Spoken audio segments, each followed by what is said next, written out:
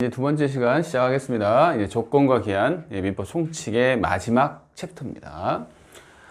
우선 진도 나가기 전에 조건, 기한, 출제 경향이나 이런 거 한번 얘기를 해봅시다. 이 조건과 기한은 한 문제, 딱 한 문제 출제됩니다. 한 문제도 중요하죠. 한 문제인데 법조문에서 출제가 많이 돼요. 법조문에서요. 아시겠나요? 그래서 법조문을 잘 보셔야 합니다. 그러면 진도에 들어가겠습니다. 조건과 이제 기한 이렇게 나오는데요. 조건과 기한.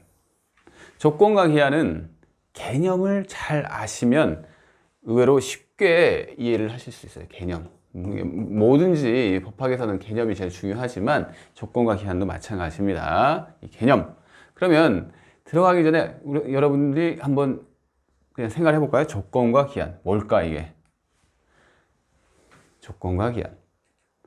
조건과 기한은 법률행위의 효력과 관련되어 있습니다. 효력. 우선 이 키워드입니다. 효력. 효력과 관련되어 있구나. 그리고 과거가 아니라 장래의 사실. 장래의 사실과 관련되어 있습니다. 아시겠나요? 이 두 개를 이해를 하시면 이 조건과 기한은 개념 잡기가 쉽습니다. 그래서 여러분들이 우리가 이제 제일 첫 번째 시간에 뭐 성립요건, 효력요건 이런 거 배웠어요. 성립요건, 효력요건. 그래서 일반적으로 이 법률행위가 딱 성립을 해요. 쭉 갑니다. 효력 발생한다고 그랬죠?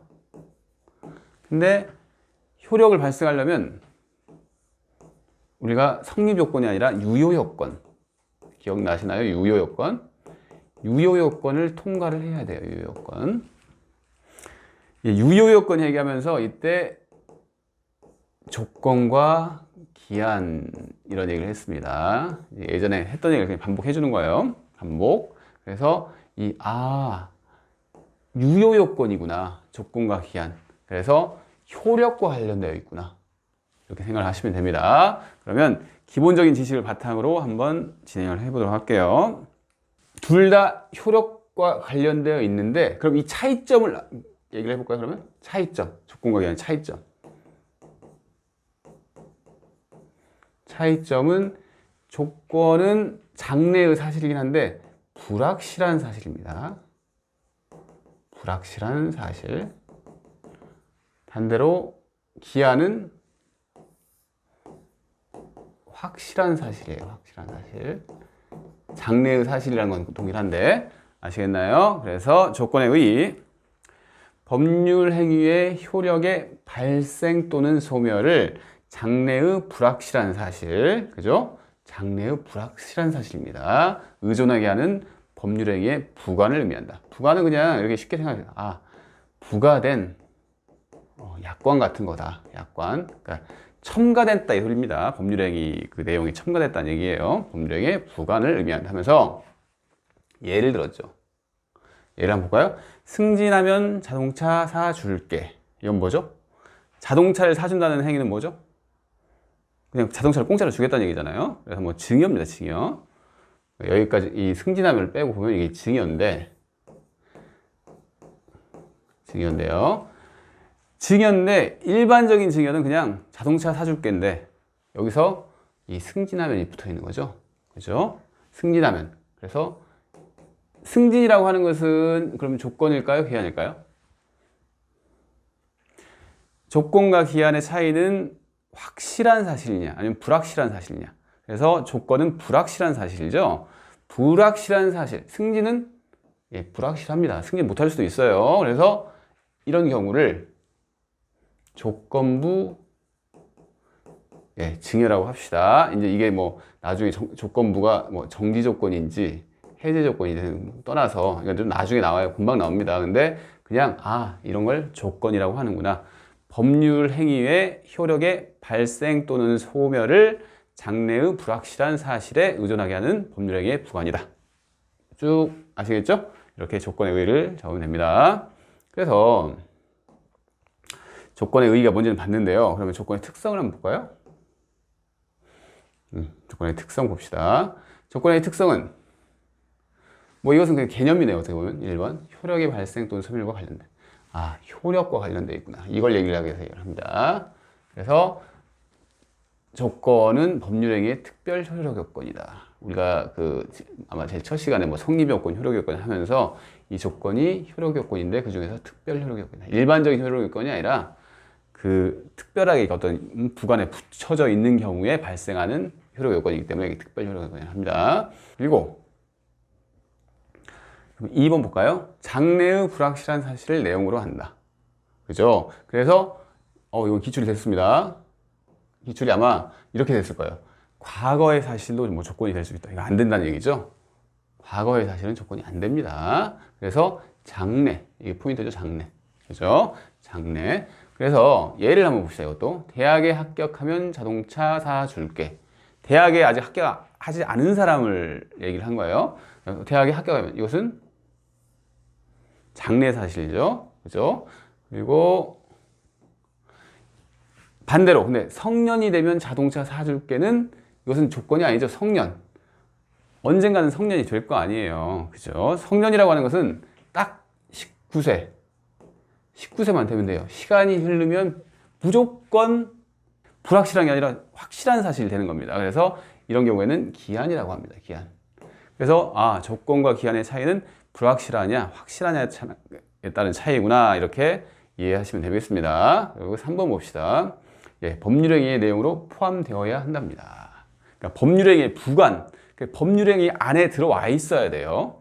아시겠나요? 그래서 이걸 조건을 만약에 표시를 안 했어요. 그러면 표시가 되지 않은 걸 가지고 뭐 조건기한 이렇게 얘기할 수는 없습니다. 표시가 되지 않으면 만약에 이 위에서 속마음이 대학에 합격하면 자동차 사줘야겠구나 이렇게 생각을 하고 있었습니다. 근데 그냥 대학에 합격하면 이렇게 표시를 안 하고 그냥 가만히 있고 자동차 사줄게 하면 이게 조건이 되는 건 아니잖아요. 그죠? 나중에 나는 이게 조건으로 생각해서 한다고 해서 그게 법률의 효력에 영향을 미치지 않는다는 얘기입니다. 아시겠죠? 그래서 판례를 봅시다. 판례는 조건은 법률행위의 효력의 발생 또는 소멸을 장래의 불확실한 사실에 의존케 하는 법률행위의 부관으로서. 이건 그냥 그 개념이죠. 법률행위를 구성하는 의사표시의 일체적인 내용을 이루는 것이므로 일체적인 내용. 그러니까 법률행위 내용 안에 들어와 있어야 한다는 얘기예요. 그래서 조건을 붙이고자 하는 일반적으로 의사표시도 효과의사와 그 표시가 이렇게 두 개 합쳐져 가지고 표시가 되잖아요. 근데 이 조건도 내가 조건을 붙이고자 하는 의사가 있고 그걸 표시하고자 해서 표시를 한 경우에 조건이 된다는 겁니다. 그래서 이 조건 의사와 표시가 필요하답니다. 그래서 조건 의사가 있더라도 그게 표시가 되지 않으면 이건 동기에 불과할 뿐이라고 합니다. 예, 아시겠죠? 이제 판례 봤습니다. 그래서 쭉 이제 조건의 특성을 봤는데요. 여기서 그러면 그냥 뭐 시간이 여유가 있으니까 그럼 기한의 특성 뭘까요? 기한의 특성 한번 바꿔볼까요? 법률의 이거 여기까지 똑같죠? 그죠? 그리고 이것도 이게 기한 이렇게 바꾸면 돼요. 기한은 법률행위의 특별 효력이 있거든요. 1번은 이렇게 똑같이 쓸 수가 있어요. 근데 2번 봅시다. 쭉 보면 이것만 들죠? 불자만 없애면 되는 거예요. 기한 같은 경우에는 장래에 확실한 사실을 내용을 한다. 아시겠죠? 이거 3번 봐도 이건 똑같죠? 기한도 이거 똑같은 거예요. 내용을 포함되어 있습니다. 아시겠죠? 그래서 이렇게 이해를 하시고요. 그러면 올라가서 이제 조건에 친하지 않은 법률행위 해서 단독행위 이렇게 나옵니다. 이게 무슨 얘기냐면 제가 이제 우리 이제 전 시간에 취소 얘기하면서 취소는 단독행위라서 원칙적으로 조건을 붙일 수가 없다 이런 얘기를 했습니다. 기억하시나요? 그렇습니다. 그래서 단독행위 뭐 취소도 있고 철회도 있고 뭐 해제도 있고 뭐 단독행위 여러 가지가 있는데 단독행위는 일반적으로 이 조건에 친하지가 않습니다. 그러니까 조건을 붙이는 것이 안 되는 행위예요. 어떻게 보면 그렇게. 그래서 원칙적으로 단독행위는 조건을 붙일 수 없다. 그래서 이유를 제가 한번 써봤어요. 이유를. 계약 같은 경우에는 둘이 만나가지고 이제 계약을 체결을 하잖아요. 만나서 그래 이 계약이 이렇게 있는데 근데 난 조건을 붙이고 싶어. 조건을 붙이고 싶어. 뭐 이렇게 얘기를 했어요. 그런 경우 합의가 되기 때문에 조건을 붙이더라도 뭐 양 당사자의 어떤 지위가 불안정해진다거나 이런 게 없죠. 근데 이 단독행위는 그게 아니라 예를 볼까 예를 이 예를 한번 봅시다.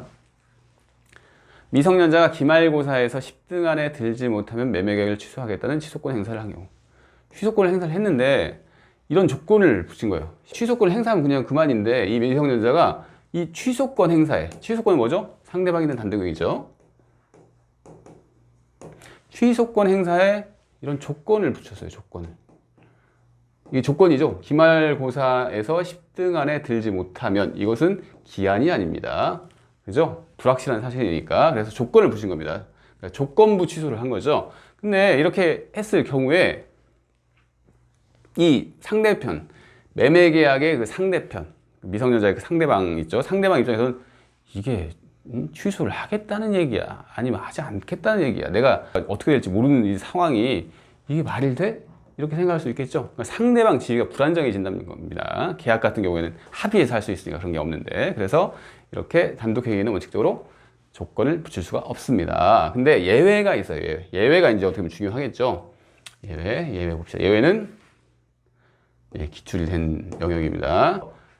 상대방의 동의를 얻거나, 그러니까 상대방이 동의를 해줬어요. 그래, 나는 뭐 급할 거 없으니까 이렇게 한 경우에는 상대방의 지위가 불안정해지지 않겠죠. 그래서 상대방의 동의를 얻거나, 한마디로 계약처럼 협의를 할 수 있는 상황이 된 거죠. 동의를 얻었어요. 그럼 상대방 입장에서는 불이익한 걸 잘 감수하겠다는 얘기잖아요. 그래서 상대방의 동의를 얻어서 취소한 경우, 이 예에서도 그게 가능하다는 얘기죠. 그리고 두 번째, 상대방의 불이익한 경우, 이 채무 면제 얘기 나옵니다.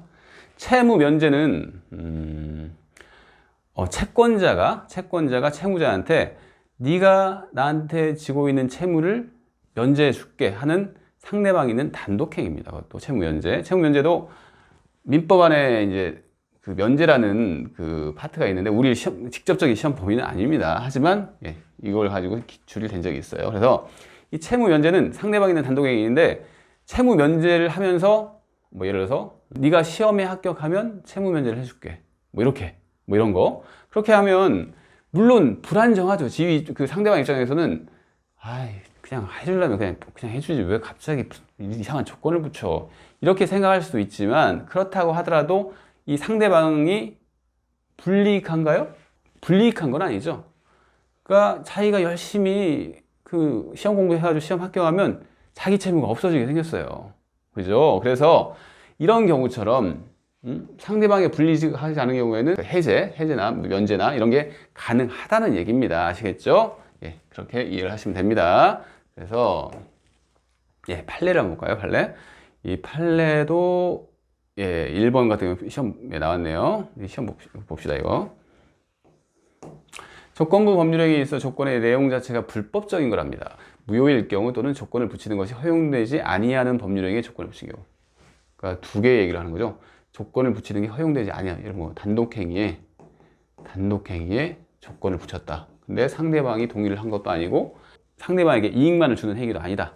그런 경우에는 그 조건만 무효가 되는 게 아니라 이 법률행위 일치가 됐다고 그랬죠. 조건이 그 법률행위 들어와 있다고 그랬잖아요. 그래서 조건만 딱 띄어서 무효가 되는 게 아니라 그 법률행위 전부가 무효로 된답니다. 이건 이제 기출에서는 아마 그렇게 출제된 것 같아요. 조건만 무효이다. 이렇게 출제가 되는 것 같습니다. 아시겠죠?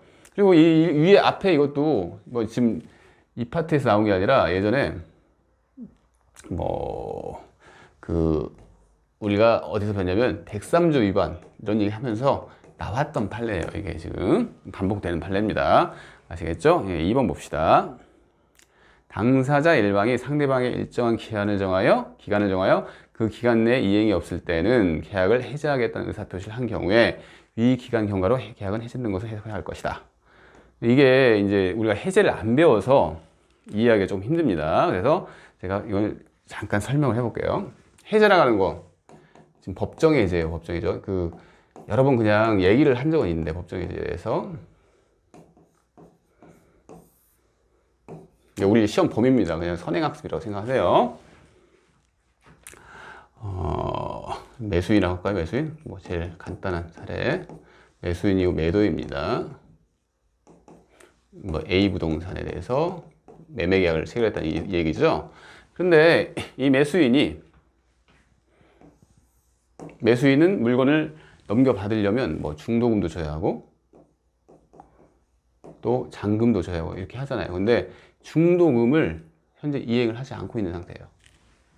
중도금은 일반적으로 잔금이랑 소유권 이전 등기랑 동시이행, 서로 맞바꾸는 거지. 중도금은 이 사람이 먼저 줘야 하는 거예요. 그죠? 매수인이. 그래서 이 중도금을 이행을 하지 않고 있어요. 이걸 뭐라고 한다고 그랬죠? 네, 뭐 채무 불이행. 이 사람이 지는 채무가 이행되지 않고 있다 이 소리죠. 채무 불이행. 그 중에서 뭐 이 중도금의 이행기가 있어요. 예를 들어서 뭐 3월 31일까지다. 그걸 넘겼다는 얘기죠. 그래서 그걸 이 채무 불이행 중에서 이행지체라고 합니다. 이행지체. 그러니까 을이 이행지체에 빠진 상태예요. 그런 경우에 이 갑은 채무 불이행이 발생하면 제가 얘기를 했어요. 해제권이 발생을 합니다. 해제권이 발생한다고 무조건 해제를 해야 한다는 얘기는 아니에요. 발생을 한다는 얘기예요. 발생. 그래서 해제권이 발생하면 해제를 할 수가 있어요. 그죠? 해제를 행사할 수가 있습니다. 근데 이제 우리 법조문에 해제권 행사를 어떤 식으로 하라고 하냐면 그냥 바로 제일 처음부터 해제를 행사하는 게 아니라 이 사람한테 이행지체가 있을 때 이 사람한테 한번 얘기를 해요. 너 언제까지 이 중도금 갚어. 이렇게. 그게 이제 이 얘기예요. 지금 보면 상대방의 일정한 기간을 정하여 그 기간 내에 이행이 없을 때 계약을 해지하겠다는 의사표시를 했다고 그랬죠. 그러니까 원칙적으로 해제는 상당한 기간 내에 상당한 기간을 줘서 우선 그 기간 내에 이행을 하라고 한번 최고를 해야 합니다. 예, 최고를 상당한 기간을 정해서 이행을 하라고 최고를 해야 돼요.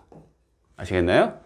그게 이제 해제의 어떤 절차예요. 해제권 행사의 절차. 그런 다음에 그런데도 이행이 없으면 그때 이제 해제를 행사하는 겁니다. 그런데 이 매도인이 그렇게 하지 않고 좀 간편한 방법을 택한 거죠. 간편한 방법. 어떻게 했냐면, 아, 그래. 너 지금 안 갖고 있구나. 그러니까 일정한 기간 내에 네가 이행을 하지 않으면 그때 해제가 된 것으로 보자. 이렇게 얘기를 한 거예요. 그러니까 어떻게 보면 줄인 거죠, 절차를. 그러니까 원칙적으로 법정에서는 언제까지 갚어 한 다음에 그게 딱 됐어요. 안 갚았네, 해제. 이렇게 해제 수를 한번 더 해야 하는데 지금 이 판례에서는 그게 아니라 그냥 조건을 건 거예요. 네가 그 기간 내에 이행을 하지 않으면 난 최고 한 것으로 한다. 이렇게. 아시겠나요? 그렇게 했을 때 어떻게 보면 이게 지금 우리가 배운 내용 보면 해제도 단독행위라고 했잖아요. 단독행위라고 했는데 이 단독행위는 우리가 조건을 붙이지 못한다고 그랬죠. 근데 지금 조건을 붙인 거예요. 지금 네가 이행하지 못하면 해제한 것으로 본다. 조건을 붙인 해제예요. 근데 이게 안 된다고 했는데 이게 가능할 수도 있을 것 같지 않아요? 별 다를 게 아니잖아요. 지금 특별히 다른 게 아니죠. 이 사람한테 기회를 한번 줬고 근데 단지 해제 의사표시를 당겨서 한 것일 뿐이죠. 이런 경우에는 설령 해제가 단독행위라고 하더라도 특별히 그 상대방한테 불이익함을 주지 않기 때문에 해제를 할 수 있다는 얘기입니다. 아시겠죠? 이렇게 이해를 하시면 됩니다. 기간 경과로 그 계약은 해제된 것으로 해석해야 할 것이다. 그러니까 그렇게 얘기를 했어요. 조건을 걸어서 이렇게 해제를 했을 경우에는 이 기간이 경과가 되면 바로 그냥 해제된 거예요. 조건이 성취가 돼서. 그래서 이것을 한번 읽어보시면 제가 했던 얘기를 똑같이 써놓은 겁니다. 아시겠죠? 그래서 넘어가겠습니다. 그리고 당연히 지금 그 조건과 친하지 않은 행위를 보면서 신분행위 당연하죠. 신분행위 조건 붙이면 안 됩니다. 그죠? 조건 뭐가 있을까요? 혼인의 조건을 붙일까요? 그러니까 혼인을 하면 그냥 혼인을 하는 거지. 네가 뭐 시험에 뭐 합격하면 뭐 혼인을 해줄게 이런 것은 둘 사이에서 그렇게 뭐 얘기는 할 수는 있겠지만 그게 아니고 혼인행위를 하는데 행위를 하는 거예요 지금. 혼인신고서를 작성하는 데 있어서 조건을 걸었다는 얘기예요. 안 되겠죠? 하지만 유언처럼 유언 같은 경우에는 조건을 붙일 수가 있습니다. 아시겠죠? 이렇게 넘어가면 됩니다. 그래서 지금 우리가 조건의 어떤 일반적인 내용들 쭉 봤어요. 근데 이제 이걸 기반으로 이제 뭐 정지 조건이 뭔지 해제 조건이 뭔지 이런 것들을 공부를 해야 합니다. 어렵진 않아요. 조건이 뭔지 우리 알고 있죠? 예, 조건이 뭔지 알고 있죠? 다시 한번 개념 한번 잡아볼까요? 법률행위의 효력의 발생 또는 소멸을 장래의 불확실한 사실에 의존케 하는 법률행위의 부관이다. 그죠? 그래서 조건이 뭔지를 딱 아시면 이제부터는 조금 디테일하게 이해만 하시면 됩니다. 한번 표를 볼게요, 이건. 이제 제가 준비한 이 자료를 보면 우리가 성립을 하면 일반적으로 쭉 해서 효력이 발생이 되죠. 별일 없으면 다 이게 쭉 진행이 되는 겁니다. 그런데 조건을 붙였어요. 어떤 법률 행위에 조건을 붙였는데 효력 중에서 효력의 발생과 관련되는 조건입니다. 그것을 뭐라고 하느냐? 예, 정지 조건이라고 한답니다. 정지 조건. 효력의 발생. 그러니까 자동차 사줄게. 증여죠, 증여. 법률행위가 증여인데 시험 합격하면 자동차 사줄게. 그러니까 이것은 조건이죠. 근데 이 조건이 무슨 조건이냐? 자동차 사줄게라는 것은 자동차를 안 사주고 있는데 이게 조건이 성취되면 준다는 얘기잖아요. 그래서 효력의 발생, 증여라는 효력 발생에 관련되는 조건이죠. 효력 발생과 관련된 조건입니다. 발생. 그래서 이 효력의 발생과 관련되어 있습니다. 발생과. 그래서 발생은 정지 조건이구나. 이건 이것은 뭐 여러분이 익숙해지도록 계속 숙지를 하세요. 조건은 뭔데? 조건은 효력의 발생 또는 소멸과 관련되는데 발생과 관련되는 그 조건은 정지 조건이구나. 그럼 발생 또는 소멸이라고 했으니까 그럼 소멸도 뭐 있겠구나. 그건 해제 조건이라고 하는 거예요. 해제 조건. 여기 밑에 지금 해제 조건을 설명하고 있습니다. 그래서 정지 조건은 발생, 해제 조건은 소멸과 관련되는 조건이라는 얘기입니다. 그래서 이해아시겠죠? 마찬가지로 우리가 이제 아직 기한을 배웠지 않았지만 기한도 이렇게 나눌 수가 있어요. 시기라고 하는 것은 효력의 발생과 관련되는 거고 우리가 종기, 이거 많이 들어봤죠? 마칠 종자잖아. 마칠 종자. 시작할 시자고 마칠 기한을 정한 거 소멸과 관련됐겠죠? 그래서 시기는 성년이 되면 만 19세가 되면 확실한 사실이니까 이건 기한이겠죠? 기한인데 자동차를 사주는 것은 효력 발생이랑 생기는 거잖아요. 항상 물건이 생기는 거잖아요. 그래서 이것은 시기라고 합니다. 기한에서는. 아시겠죠? 그래서 효력의 발생과 관련되는 조건은 정지 조건이고 그게 기한이면 시기다. 이렇게 이해를 하시면 됩니다. 그리고 익숙해지셔야 돼요. 용어가. 아시겠나요? 그러면 이제 해제 조건을 설명해 볼 거예요. 예, 성립을 해가지고 쭉 그 효력이 발생해요. 발생하면 쭉 효력이 가고 있는데 효력의 소멸과 관련돼 가지고 조건을 걸어버리는 거예요. 소멸에 대해서. 아시겠나요? 그래서 해제 조건 한번 볼까요? 시험에 합격하면 더 이상 생활비는 지원하지 않겠다. 그러니까 생활비 지원 뭐 계약 이렇게 뭐 딱 그럼 그렇게 뭐 증여의 일종이겠죠. 생활비 지원 계약은 매달 매달 뭐 30일 날 매달 말일 날 뭐 한 달에 뭐 300만 원을 주겠다. 뭐 생활비 이것도 증여입니다. 증여. 어떻게 보면 증여. 넓게 계속적 증여죠. 계속 증여. 증여인데 지금 그 증여 계약을 체결했어요. 당연히 쭉 효력이 발생했죠. 그리고 별다른 어떤 이 조건과 뭐 이런 기한에서 발생과 관련된 조건은 없어요. 그래서 쭉 효력이 발생하는 거죠. 뭐 1월 1일 날 300만 원, 2월 1일 날 300만 원 이렇게 쭉 발생을 했어요. 근데 조건을 걸었어요. 이건 내가 시험할 때 공부할 때 돈이 없으니까 생활비를 지원한다는 얘기구나. 그래서 시험 합격하면 더 이상 생활비를 지원하지 않겠다. 증여의 효력 소멸과 관련됐죠. 증여가 끝나는 거잖아요. 끝나는 거. 그것을 해제 조건이라고 합니다. 해제 조건. 아시겠죠? 조건. 그러니까 시험에 합격하면 이것은 불확실한 사실이지 조건이다. 근데 생활비를 더 이상 지원하지 않는 것은 조건인데 그 중에서 무슨 조건? 해제 조건이다. 이렇게 이해를 하시면 됩니다. 그럼 종기 봅시다. 종기. 똑같아요. 성년이 되면 이것은 기한이죠.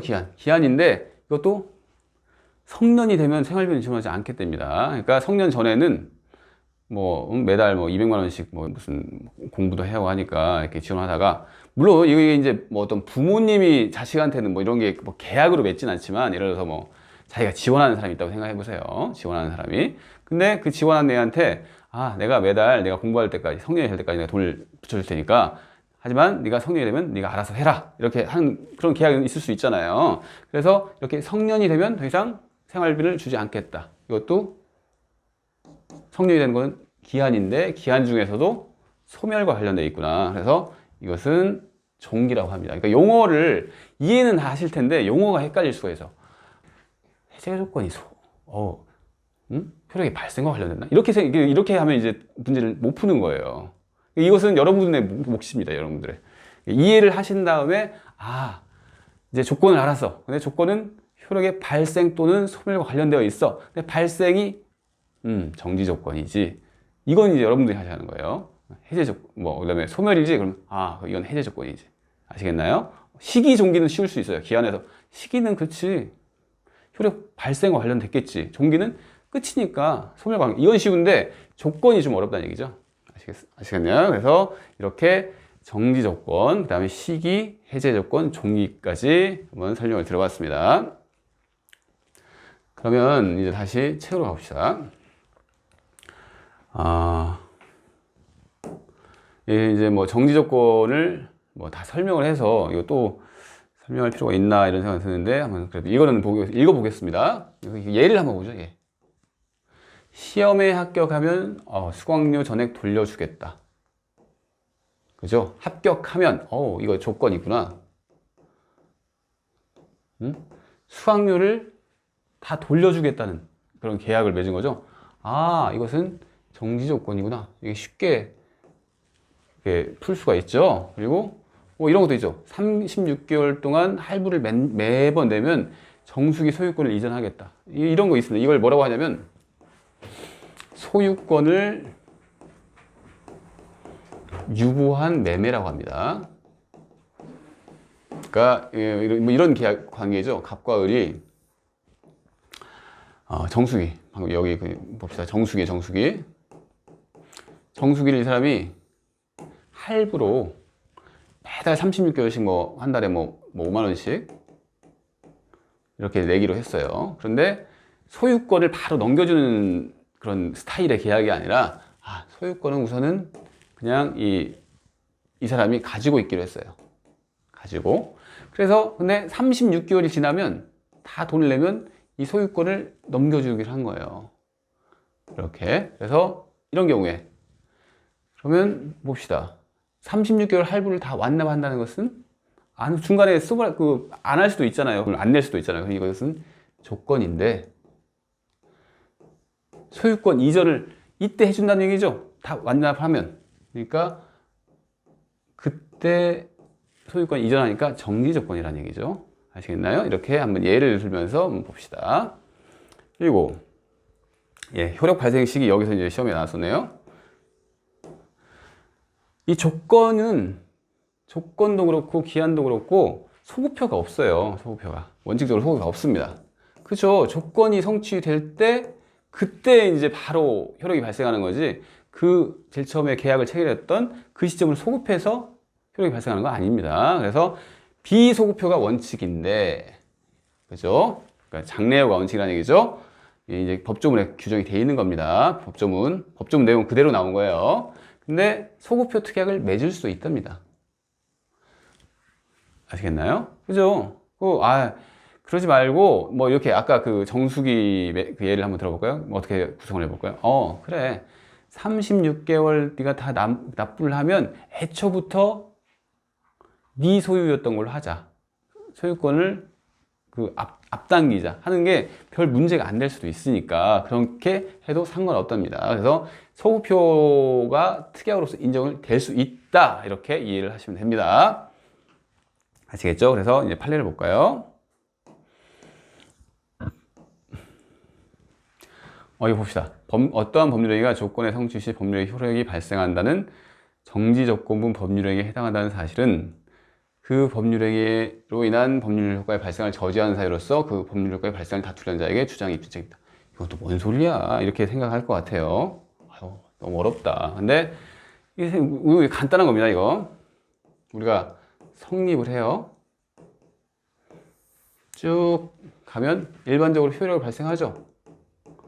제가 이런 걸 많이 그랬잖아요. 그죠? 근데 성립을 하면 효력이 발생하는데 여기에 정지 조건이 붙어 있어요. 정지 조건.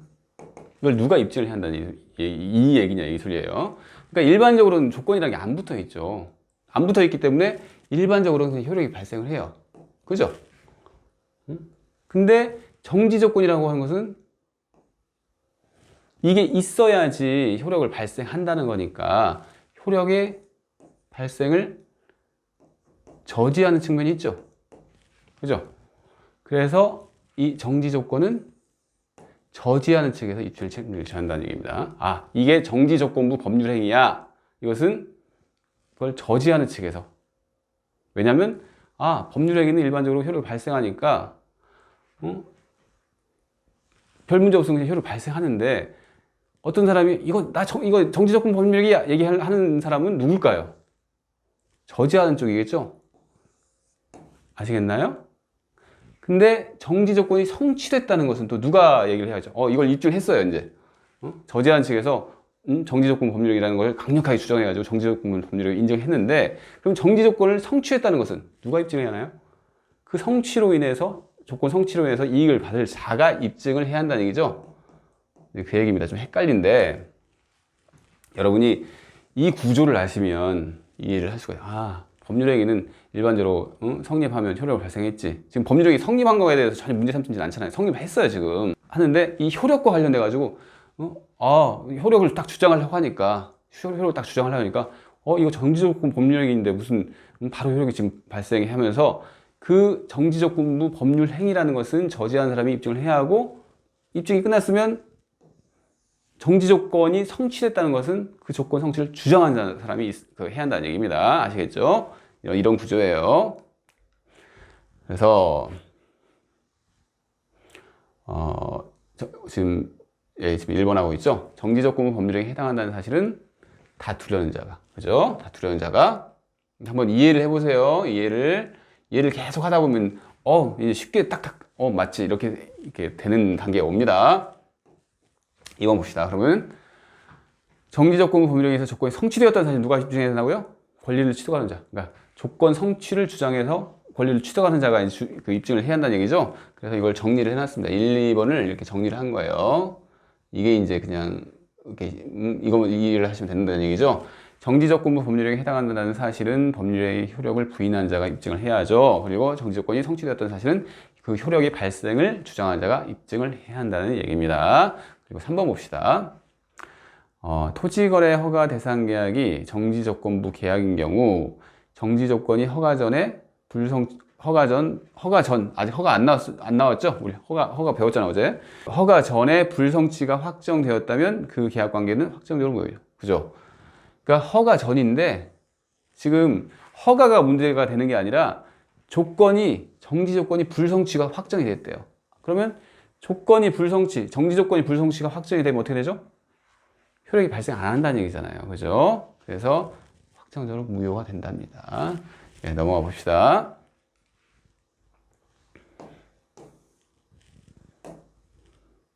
그리고 해제 조건도 이제 설명을 다 했는데 예를 보면서 한번 봅시다.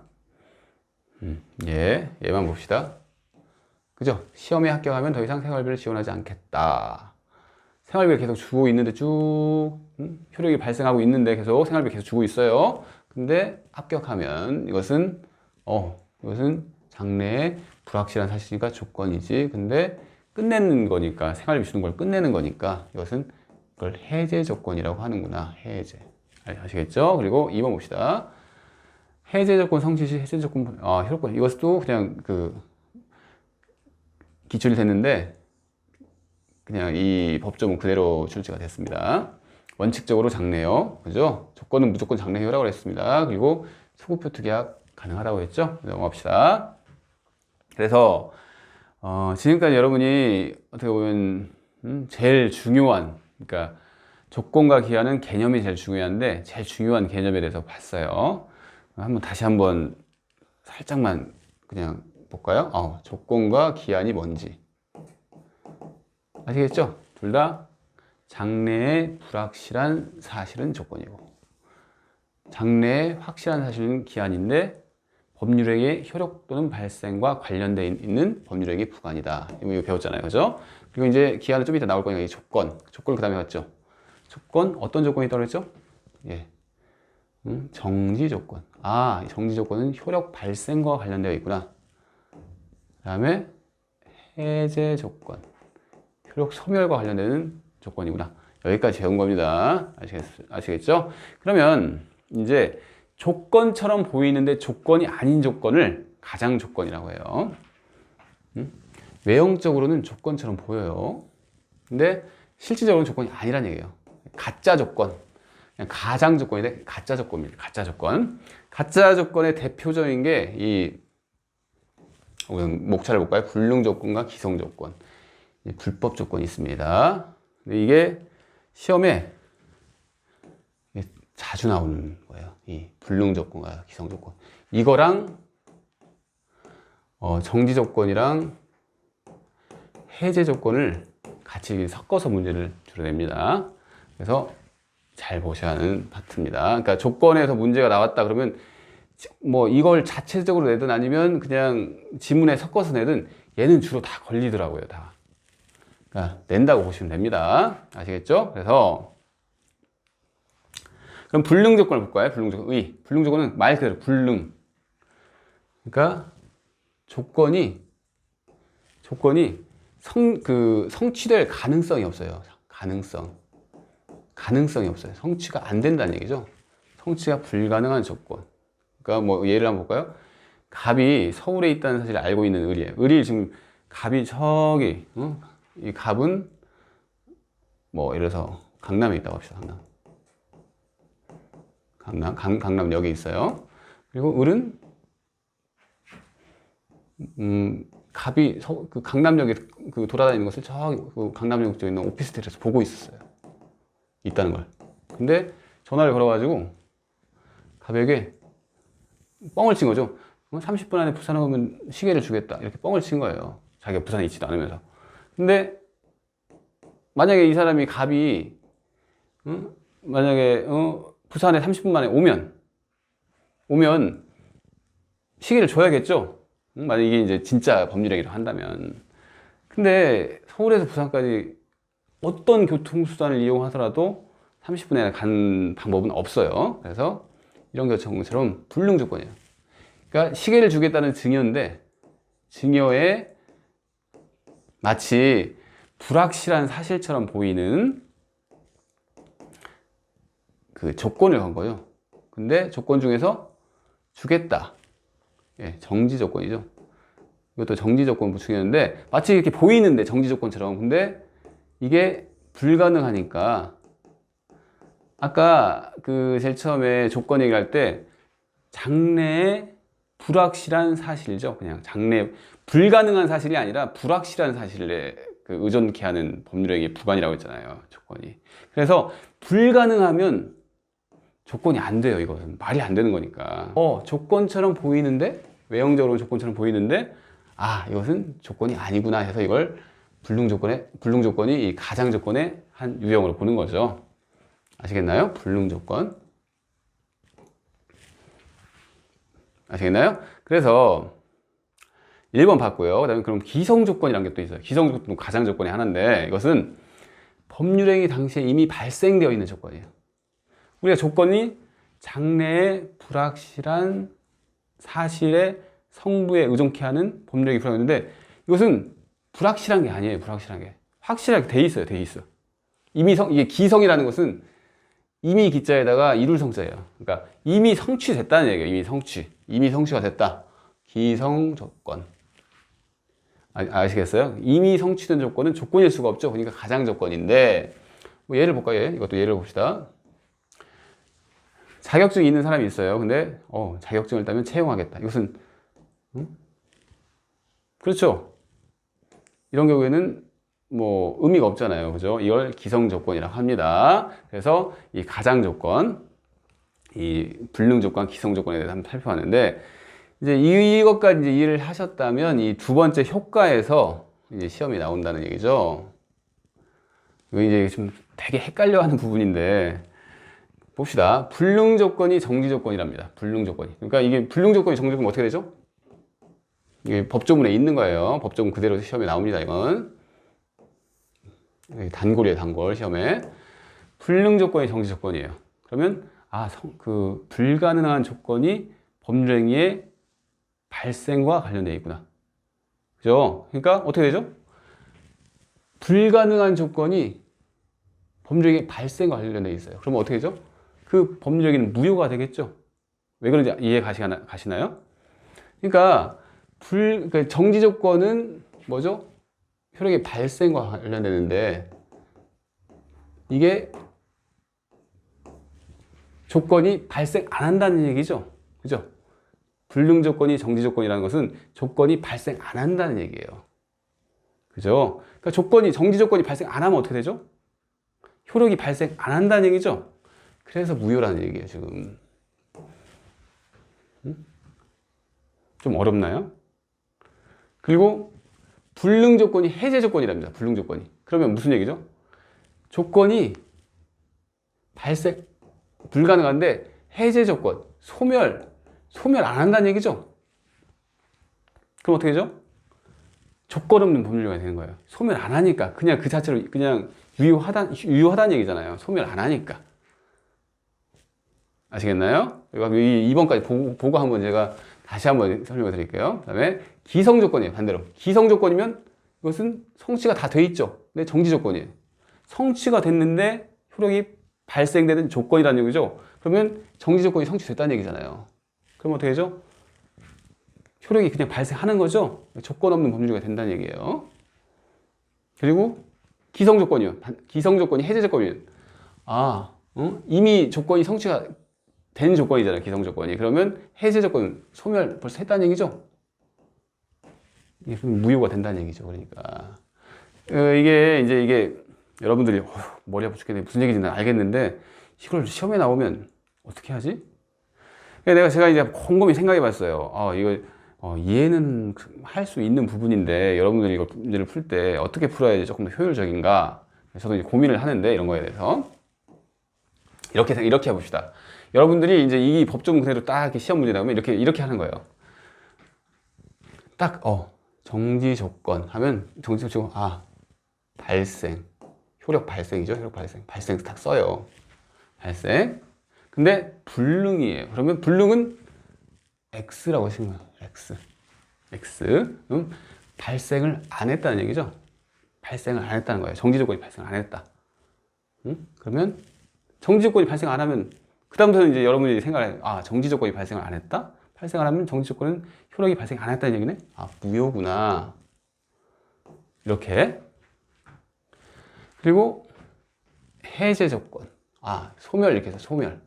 해제 조건 소멸이랑 관련돼 있다고 그랬잖아요. 소멸 써요. 근데 불능 조건이니까 X 이렇게 쓰는 거예요. 불능이니까 안 된다는 얘기니까. 그러면 해당 법률에는 소멸을 안 하네. 해제 조건이 소멸이잖아요. 소멸이 안 된다는 얘기잖아요. 소멸 안 하니까 조건 없는 법률행위가 되는 거예요. 이렇게. 아시겠어요? 이렇게 하면 좀 더 이해를. 그러니까 시험장에서 이걸 이제 막 이해는 한 다음에 시험장에 갔는데 이해는 하고 있어요. 그분이 시험장에 이해는 하고 있는데 시험장 가면 훨씬 더 생각 안 나요. 예? 생각 안 나요. 왜냐면 그 전날 막 잠도 많이 못 잤을 수도 있고 컨디션이 안 좋을 수도 있고 그럴 때 이런 방법을 쓰라는 얘기입니다. 우선 이해를 해보신 다음에 정지적 무조건 써. 발생 안 했네. 이렇게 하면 맞출 확률이 좀 높아지겠죠. 그리고 두 번째 봅시다. 반대로 기성 조건이 정지 조건이면 기성.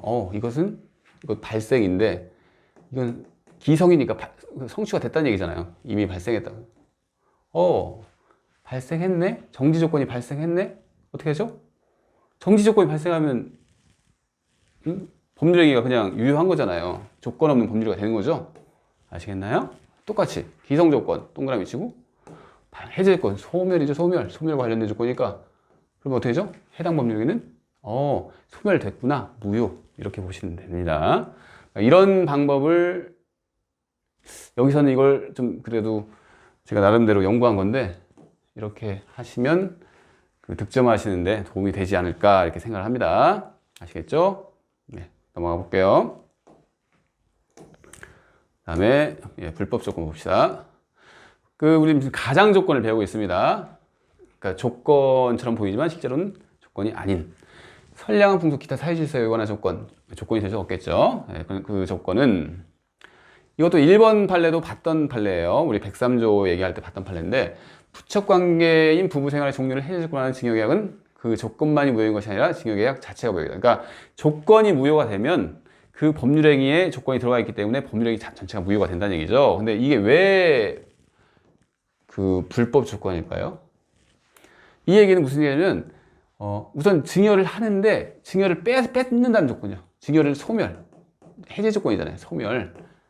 증여를 먼저 첩한테 부동산을 줬어요. 근데 조건이 소멸과 관련되는 거예요.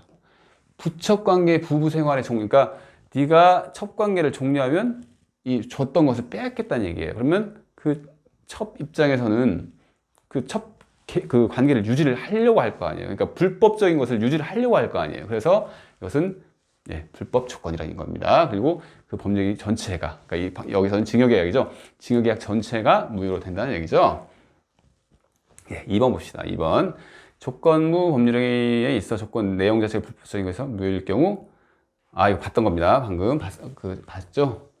조건 자체에 그 내용 자체가 무효일 경우 또는 조건을 붙이는 거, 아까 단독행위 얘기하면서 봤죠?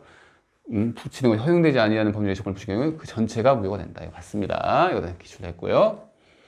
네, 아시겠죠? 여기까지 보고 그 다음에 3번 봅시다. 조건 성취 전 조건부 법률행위의 효력 이렇게 나오는데 여기서부터는 조금 그냥 법조문 위주로 보시면 됩니다. 그죠? 조건부 권리도 권리예요. 그러니까 조건부 권리도 권리예요. 권리는 침해하면 안 돼요. 원칙적으로 침해하면 불법행위가 성립합니다. 그래서 조건 있는 법률행위의 당사자는 조건의 성부가 미정인 동안에 조건의 성취로 인하여 생길 상대방의 이익을 해하지 못하는 당연한 얘기. 그래서 148조 당연한 얘기지. 조건부 권리 침해 안 되지. 그리고 149조 봅시다. 조건부 권리도 처분할 수 있어요. 그래서 조건의 성취가 미정인 권리부는 일반 규정에 의해 처분, 상속, 보존 또는 담보로 할 수 있다. 예를 들어서 아까 정수기 사건이 정수기 있죠.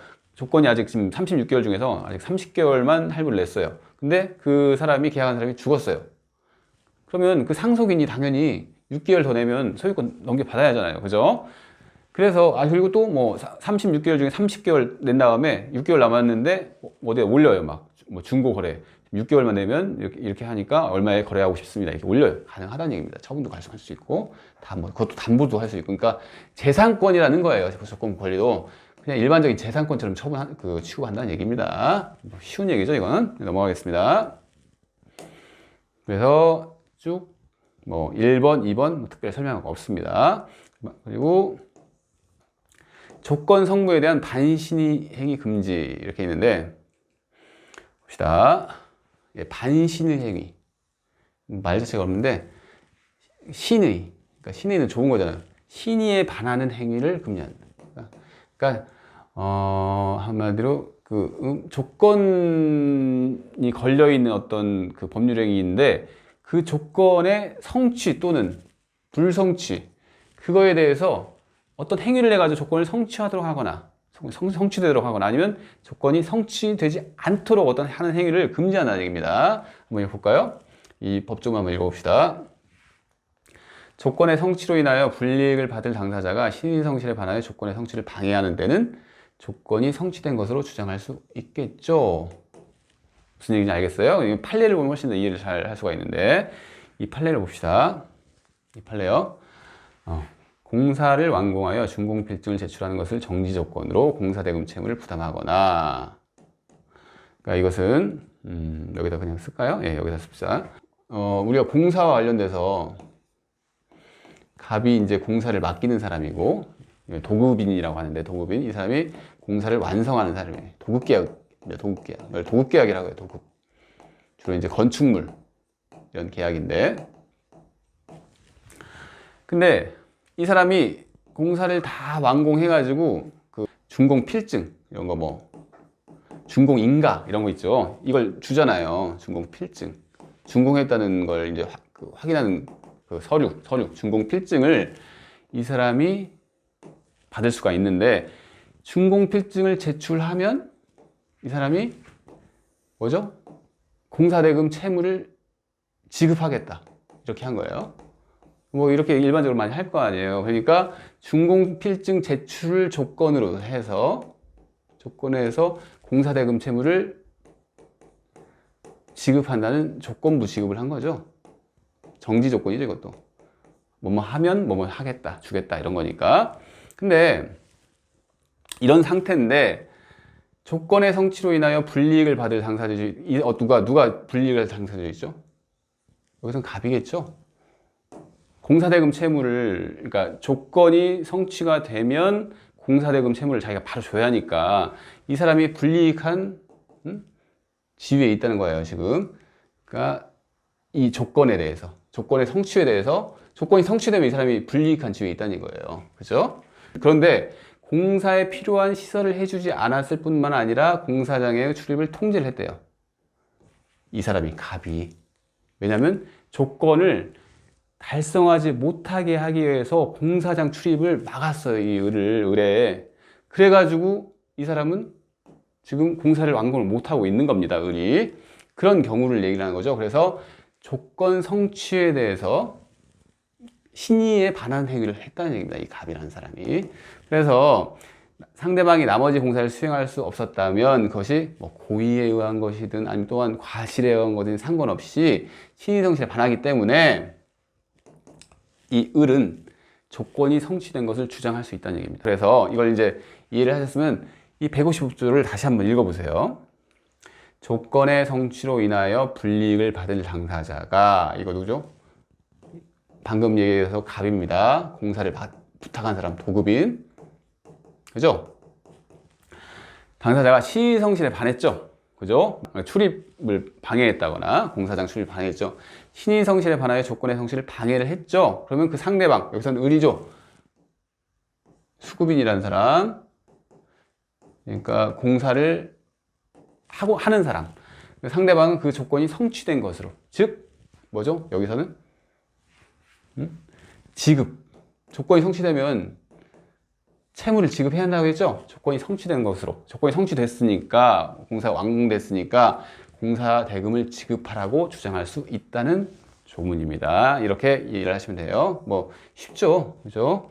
그러니까 일부러 막 이렇게 그 조건이 성취가 안 되게 하면 안 된다는 얘기입니다. 다 봤나요? 1번만 맞죠? 그럼 1번 봅시다. 2번은 기출이 됐네요. 2번. 조건의 성취로 인하여 불이익을 받을 당사자가 신의성실에 반하여 조건의 성취를 방해를 했답니다. 뭐 위에 같은 상황이죠. 그러면 조건이 성취된 것을 의지되는 시점. 그럼 언제를 기준으로 조건이 성취되는 것으로 볼 수가 있느냐? 이것은 이 방해행위, 신의성실에 반하는 행위가 만약에 없었더라면 언제쯤 공사가 완공이 됐겠구나 하는 조건이 성취되었으리라고 추산되는 그 시점을 기준으로 한다는 얘기입니다. 이걸 이 지문이 기출된 지문이죠. 알겠죠? 2번 맞습니다. 그래서 또 마지막으로 이게 조건의 불성취로 오제된 경우, 이 경우에는 또 반대죠. 아, 조건의 성취로 인해서 이익을 받을 당사자가 신의 성취를 반해서 불성취를 의도적으로 한 거예요. 그런 경우에는 상대방은 조건이 성취하지 아니한 것으로 주장할 수 있고, 뭐 같은 얘기입니다. 같은 얘기. 그래서 이 150조 좀은 이렇게 하고요. 이제 기한은 조금 쉬었다가 하겠습니다.